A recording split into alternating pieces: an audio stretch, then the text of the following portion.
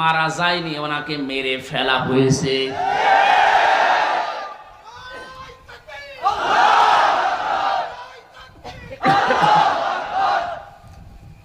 তিনটা বছরের ভেতরে আমার সাথে একদিন দেখা হয়েছিল জেলখানায়।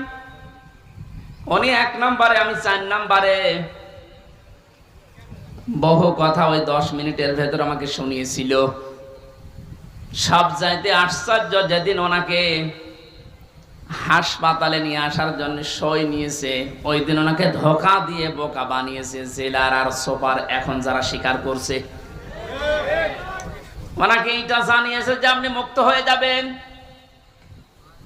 এদেশের নির্বাহী আদেশে যিনি দায়িত্বে আছেন, ওই সময় ছিলেন, তিনি নির্বাহী আদেশ দিয়ে আপনাকে মুক্ত করে দেবে। আপনি মুক্ত বাতাসে আবার কোরআনের কথা বলতে পারবেন।